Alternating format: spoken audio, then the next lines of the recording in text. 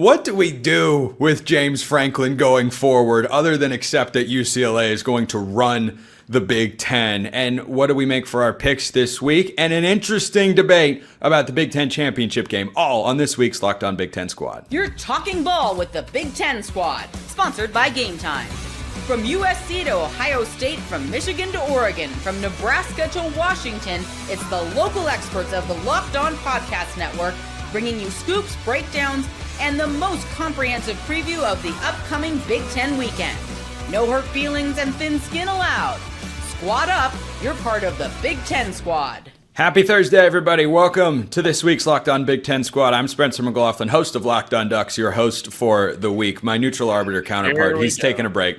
Jacob Goins of Locked On Hoosiers is here with Jay Stevens of Locked On Buckeyes, Roman Tomashoff of Locked On Huskies. We are the fantastic and mighty four for the Big Ten Squad. Let's hop right into the James Franklin discussion. I want to know what you guys think, because, man, he always wins the games that he's supposed to, right?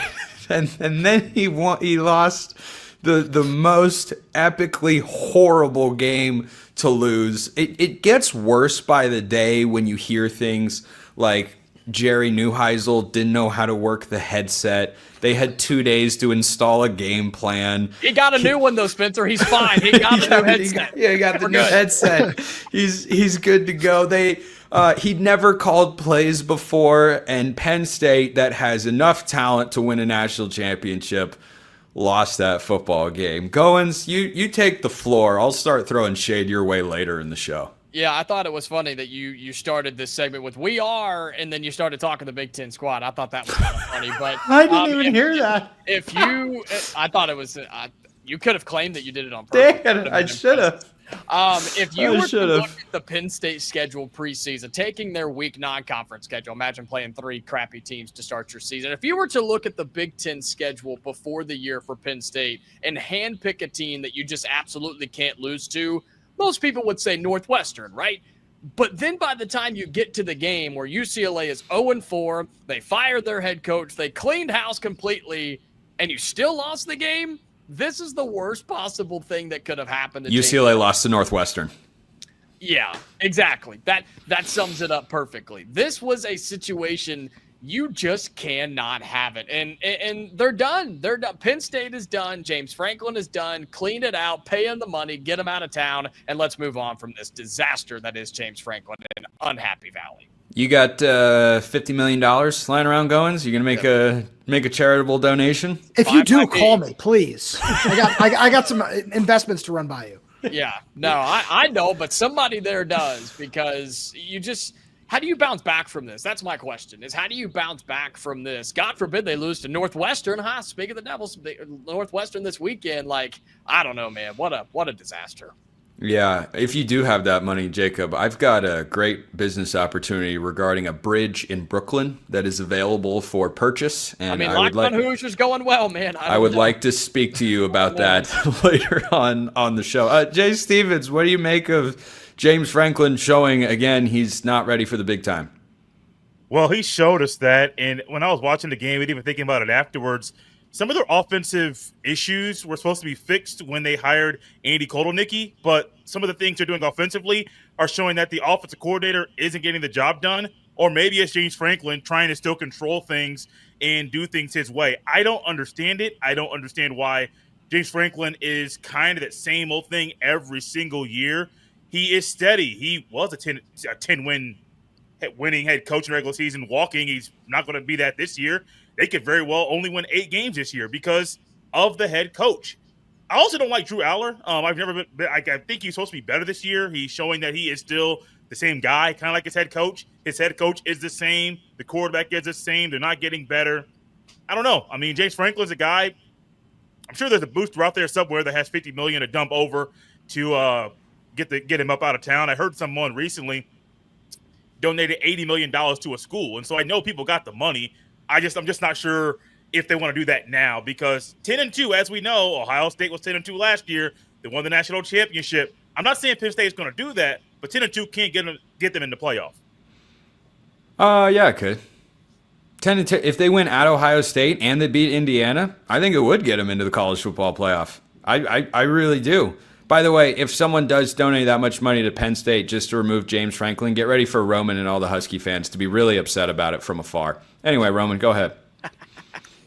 All right, that certainly wasn't where I thought we were going with this. Why would it be upset? It's called the element of surprise, pal. The element of surprise.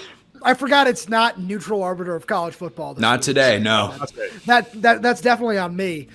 But this was one of those things where Washington was playing at the same time as I was sitting there pulling my hair out during the 20-0 deficit against Maryland. I kept checking the score. I was like, wait, hold on, it's what? The score is what? At least, there was like a sellout crowd and they could blame it on the hostile environment of the Rose Bowl, right? Like that's something that you'd be like, oh, we're going to adjust to that after. No, I'm totally kidding. This is ridiculous, man. It's so sad that it's gotten to this point where we all knew that James Franklin was a guy who couldn't get over the hump and couldn't win the big game. But to do that with this roster against this messy UCLA team, Spencer, you say, oh yeah, hey, or Jacob, you said that they lost to Northwestern. They lost to New Mexico. Like this UCLA team. They didn't. Oh no, they didn't lose to New Mexico. They were housed by the Lobos. They got pummeled. They got housed. New Mexico. This is sad. We all sat on this show several months ago. We're like, oh, the over/under for Penn State's win total is 10.5 this season. Yeah, I'm going to take the over. I'll take the over. I'm pretty sure if you go back and check that, most, if not all of us did. This is ridiculous. Like, this team should be in the Big Ten championship. That's what level of talent they have, and there is nowhere else to point the finger but at James Franklin.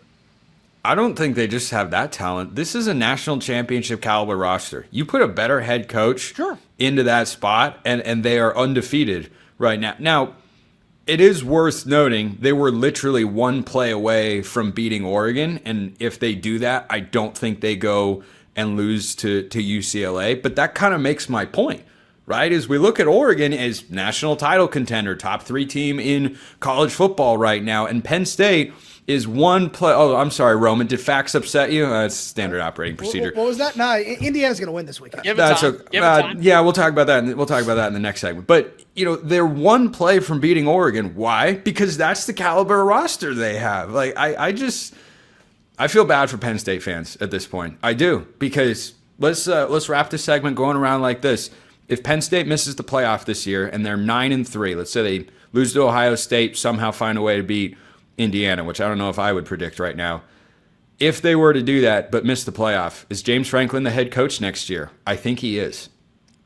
Unfortunately, because of the money factor, he probably is. But to Jay's point, if you have somebody who can donate $50 million to Stanford, somebody could donate $50 million to Penn State to buy him out. You're just going to have to take a really rich person and a really upset person to do so. But yeah, he would probably be this head coach still in that situation. You realize how much money $50 million, man? To give away, to donate, to say, here, spend this.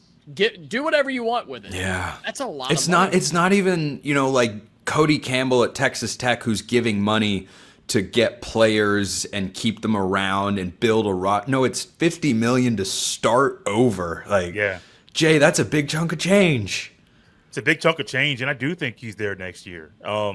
Even though the standard at Penn State, from what James Franklin has set, is not 9-3, you're probably not going to get a coach. Like, what coach could they get that's better than him? That's willing to leave their current job to go there. I even recently heard Bill Belichick. What's that? Bill Belichick's going to buy himself out.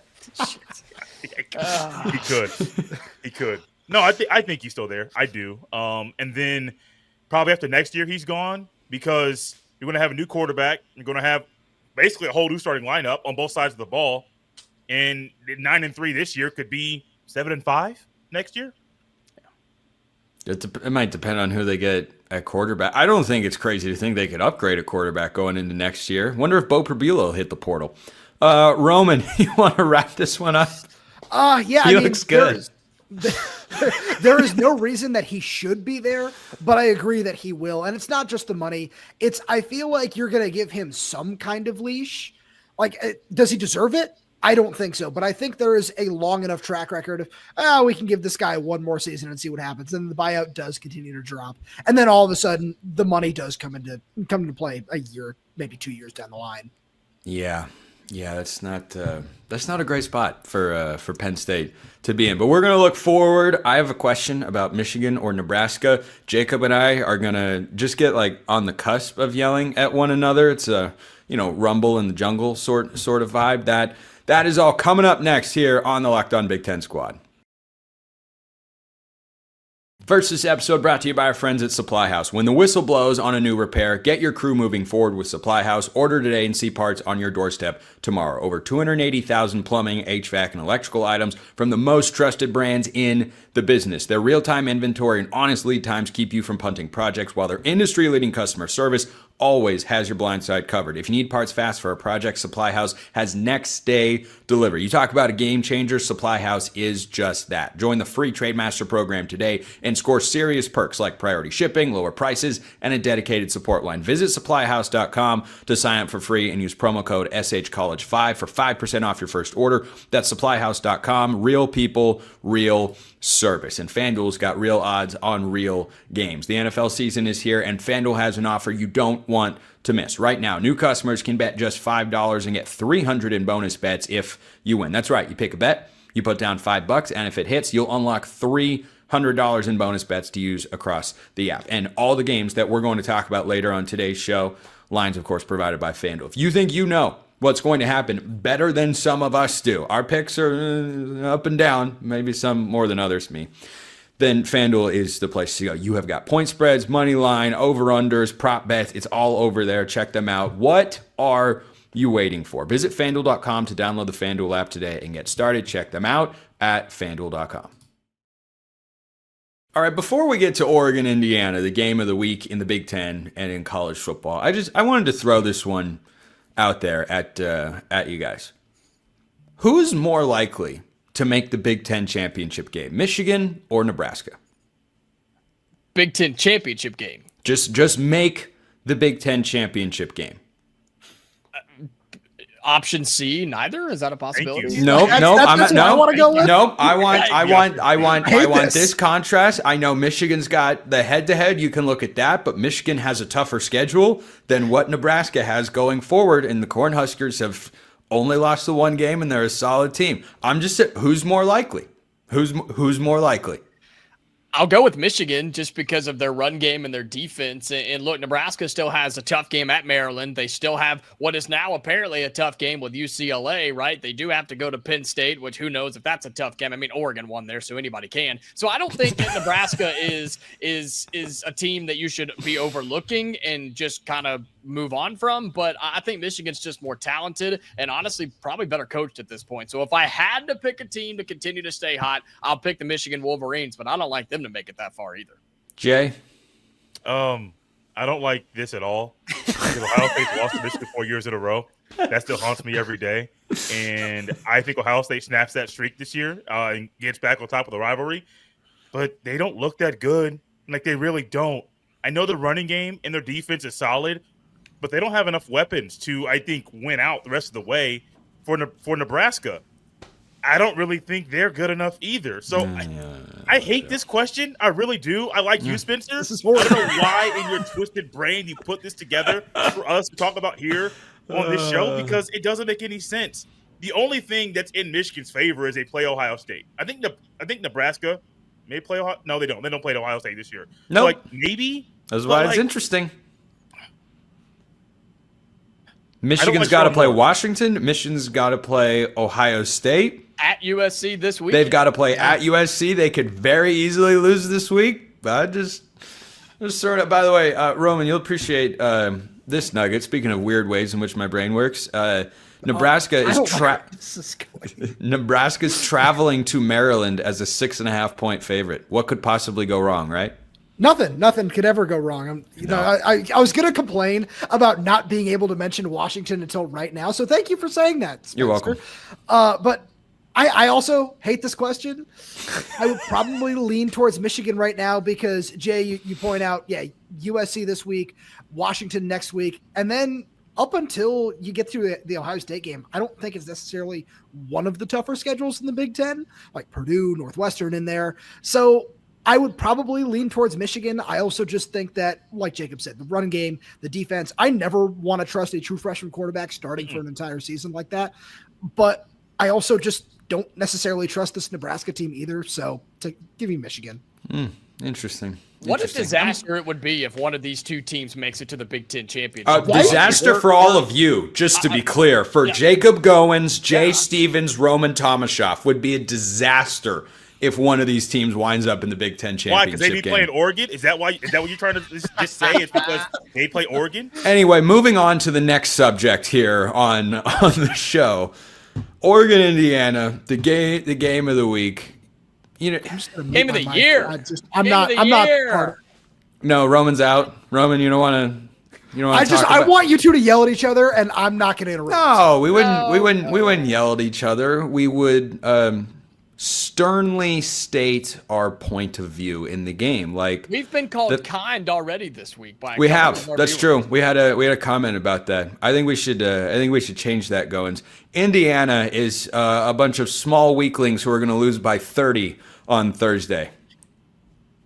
Thursday? Yeah, no, they're not. I do think Oregon wins the game. On Saturday, you mean? Thursday. But gosh, are we starting right now? We're jumping into. Let's jump into it. You hear that, Indiana folks? Oregon is so scared of this game. They're ready to play right now and get it over with and move on because they're so worried about Indiana that they can't even focus. They can't even think straight. Kurt Cignetti is in their minds.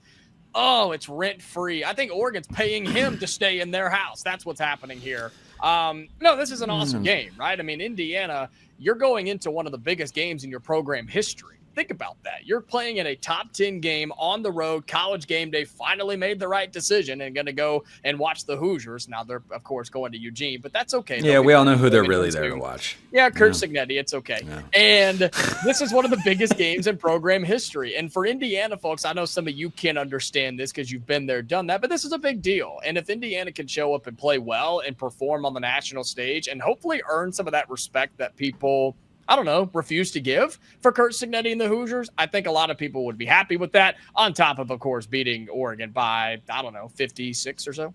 Yeah, that seems incredibly likely, very possible. On a serious note, I think that there is more at stake for Kurt Cignetti than Dan Lanning in this spot. Not that a loss wouldn't draw criticism because Oregon is at home, ranked higher, the favorite, and all that sort of stuff, and Oregon should be able to win the football game, and I believe that they will. But, a win for Oregon is not nearly as impactful as a win for Indiana. Like, I am not someone that throws dirt on their win over Illinois. A lot of people have. There was literally a piece on ESPN the next day saying, Indiana hasn't really beaten anyone. I'm like, they just took a top 10 team to the woodshed. What are we doing, guys?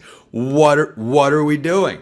So I'm someone who in my top 25 has had Indiana in the top 5 ever since that particular win. So on a serious note, I think the opportunity for Indiana is awesome. On a, we'll call it less serious note, Jacob, do you understand the nightmares that Autzen Stadium can instill? Oh, Damon Williams just got sacked again at Autzen. That's something, man. Isn't that incredible? Isn't that incredible? I can't believe that they sacked him again. You really think Kurt Cignetti of all coaches are going to let his team be rattled in this environment? Jacob, the what's your 108 years old? He's been around college football forever, man. He is the GOAT. Have you ever had on a warm summer day a really nice freshly made peach pie? Have you ever had that before? I mean, I'm not a peach fan, but sure. Oh, that's too bad. Peach pie is phenomenal and the best type of pie, followed by pecan. I would like to introduce you and the Indiana fans to humble pie. Wow, good one. Humble pie is going to be served at Autzen Stadium for about 60 minutes of game time. Roman can't take it. No, I've never had a piece of peach pie on a summer day, but you know what I do on a summer day? I rip a cig, and that's what's happening. Kurt Cignetti coming That's to not town, good for your getting health. it done. Bad for your health. Yeah, it's bad Very for bad. Oregon. Bad for Oregon fans too, baby. Here we come. Okay. All right. Jay and Roman, if you'd like to weigh in on the game of the week, you can. Or we can just keep lobbing metaphors at each other. Either way, I'm good. Jay wants to tell the world why Indiana's about to win this football. Jay and Roman, why don't you guys go ahead? Here, Goins and I are going to be muted, and we're gonna listen to you guys talk about the game. I don't think it's going to be close. I think Oregon has this one in the bag. Gosh, Jay, you were the man. I knew you were the best. Shut up, Spencer. Did anybody forget what happened last year when Indiana came to Ohio State and Cincinnati was talking trash the entire time, and then he got beat bad for 60 minutes? It's probably going to be the same thing Saturday in Austin Stadium. We have to point out for all the audio listeners that Spencer has decided to bring out the duck pillow. First of all, Oregon fans talking about we love the pillow. Oregon fans Everybody talking loves about pillow humble talk. pie is rich. Okay, I was really hoping we weren't going to get that again. Oregon fans talking about humble pie is rich, and then of course following that up with flexing on beating a 6-5 team is also absolutely crazy. But when I look at this matchup, you're talking about Damon Williams getting sacked again. Don't give me that one. Sorry, I thought you were talking about Penn State. And I was like, whoa, you think they're going to collapse that hard? Dang, man. You know what? Now I kind of wish I said that. So. They collapse like that, he is gone. Now I kind of wish I said that. Now I'm a little mad about that. No, I really do think this is going to be a really well-fought game. I haven't necessarily been overly impressed with Oregon's pass protection so far this season. I don't think Isaiah World has been all that he was cracked up to be through the transfer portal so far. So I think this is going to be a real big prove-it game for him. I like what Indiana has done along the defensive line. I'm going to ride with Indiana right now because, you know, we all see this beautiful flag behind me right here. But at the same point in time, I do feel like that this is going to be a little bit different than the Indiana-Ohio State game last year, where Ohio State's scheme is just perfect defensively to stop what Indiana likes to do on the offensive side of the ball. I don't think that Oregon's is built the same way. I think it's been very good. I can't deny that. But I think this is going to be a really fun game. It is gonna be fun. I can't wait to talk about it next week on the squad. That's gonna be. I may or may not be here next week. Just depends. Yeah, Cohen's my clock out, depending on. And if Indiana wins, I'll host the squad next week, buddy. You can take the week off. You know what? You can do that. You could. Let's throw. What's like the proverbial? I can't figure it out. Let's make a Ted Lasso darts wager here. Yeah. You can host, and you can have all the power that comes with hosting, which now that Brandon isn't here to produce this is actually a lot. Because see, like, Roman is just not in the show anymore, and Roman's back in the show, and Roman's over there. I can do all of these things, right? I couldn't do that before. So you can host next week, and I picked you at random. Also, there's a 33% chance. I'm talking to Jay. That's a fair point. Oh, actually, he's a 50% chance. Because Goins is the guy I'm talking to, so I can't take him out of it, or else the conversation wouldn't make any sense. And then Jay picked Oregon, so really there was only one logical option. Yeah. There was no other way to go. We're not in your favor, Roman. No, they weren't. They weren't. Were they stacked against you before all of those factors came into play? I'm not answering that question. But we are going to answer the question of who's winning every game in the Big Ten. Our Week 7 picks in the Big Ten coming up next. First, this episode brought to you by our friends at Mazda. Mazda crafts cars for those who do more than simply move. Mazda delivers confidence with every ride with more IIHS top safety pick awards than anyone else as of August 2025. From footwork to breathwork, athletes on your favorite team are sweating all the details. Mazda brings this same intention to how they craft every model. You can make everyday drives feel like everything but, from smooth handling to intuitive control. Speaking of smooth drive, Oregon against Indiana this week. Smooth drive. It's going to be a smooth sailing like a Mazda car this week at Autzen Stadium. With all-wheel drive standard in every crossover SUV, you can drive with confidence through almost any season. Like the players of your favorite team, Mazda sweats every detail because when you make every move count, impossible becomes irrelevant. Mazda, move and be move. This episode also brought to you by our friends over at Quo. One of the tools that help make a huge difference for business owners is Quo, formerly OpenPhone. It's the same great business phone system you've heard me talk about before,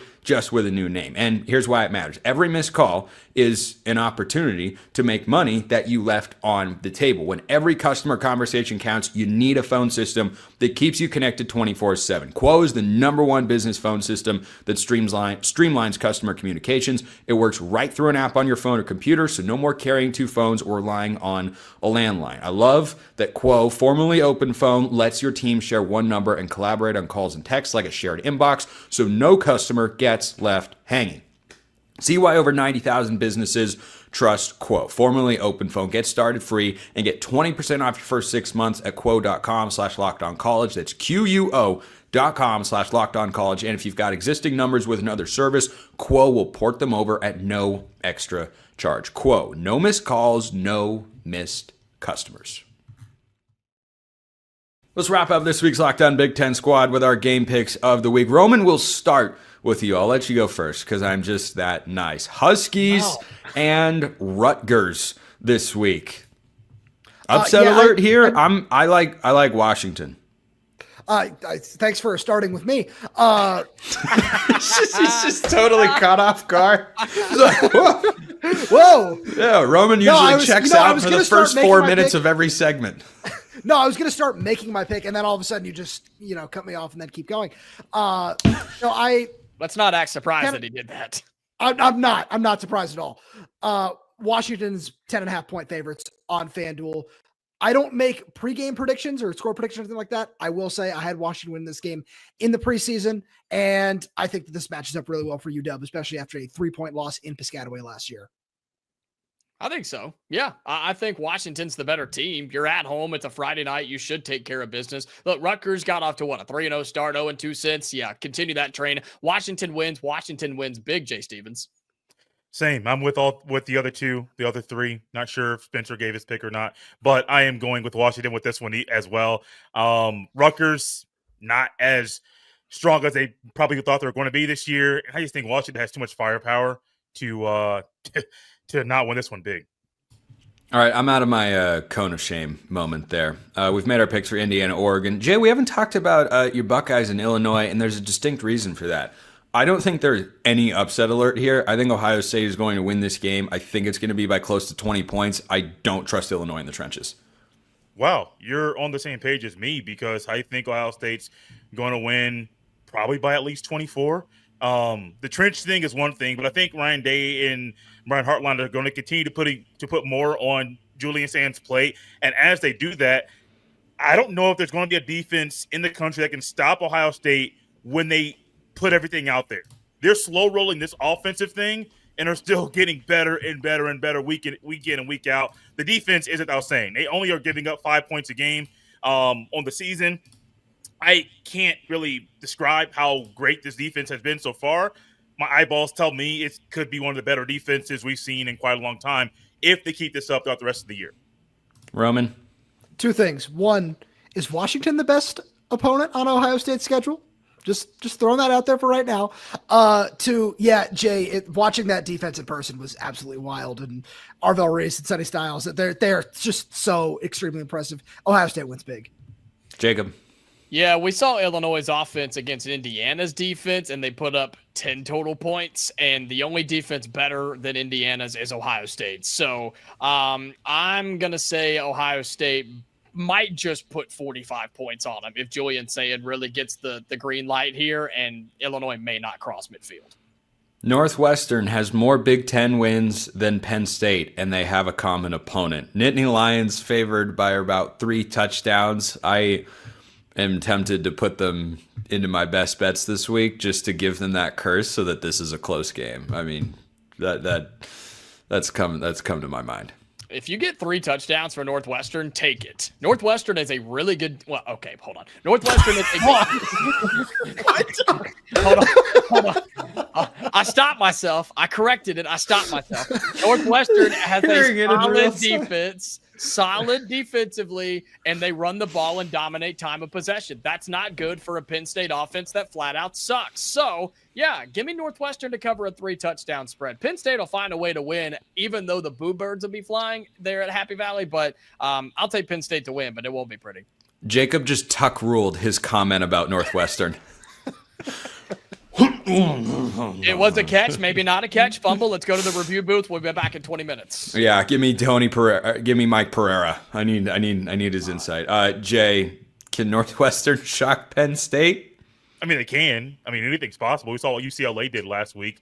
I think Penn State wins this one. I don't think there's a way for Penn State to lose. I mean, there is a way. I would be shocked. More shocked than I was last week when UCLA won. I'll be shocked if they lose this game. because then there's a scenario where James Franklin doesn't coach the following week. In that $50 million buyout, they find a way to make that thing happen. I got Penn State winning this one. I don't think they cover the spread, but they'll get the W. Roman? I'll take Penn State to cover. I just think there might be a revenge factor here. And, solid Northwestern defense. There's certainly something to be said for that. Right. I think that there's going to be some kind of try to get right, and I think Penn State's got the opportunity to do that. All right, rapid fire picks to end today's show. UCLA goes at Michigan State. I think the Spartans humble the Bruins here. I do too. I like Aiden Childs. I think offensively Michigan State's getting better and better. If they can stop somebody, they'll win, and I think they do this weekend. Give me Sparty. Roman? Michigan State. How about Nebraska and Maryland? Anyone think there's a revenge factor for the Terrapins here? I like Nebraska. I like Maryland. I got Maryland. Whoa. I'll take Nebraska. They got to play the first half without Sidney Stewart. I did not think that was going to be a 2-2 split. At Terrapin's solid. Malik Washington playing some good ball. Dylan Royola also pretty good. Iowa at Wisconsin. Boy, Ryan Herrings is not here, but he needs a win. So I'll give it to him. Badgers, first Big Ten win. Nah, Iowa will win 8-6. That was good. Iowa. I'll take Iowa. With so much confidence, you guys are just Wisconsin it is. I guess, yeah, okay. Purdue at Minnesota. We're all going to take Minnesota to win the game, right? Yeah. All right, we'll close. I'm taking Purdue, guys. Oh, whoa. I know. I think Purdue is playing big boy football. Now, they're only playing Minnesota, and I'm not too worried about that, but I am. I'm picking Purdue to win. As much as my fans and people may hate me for it, I think Purdue, from just a generic football standpoint, I think Purdue's the better team. I think they win. Roman. This is certainly a football game, but no, I'll take This is one of the football games of all time. We wrap with a much more exciting game. How about this one?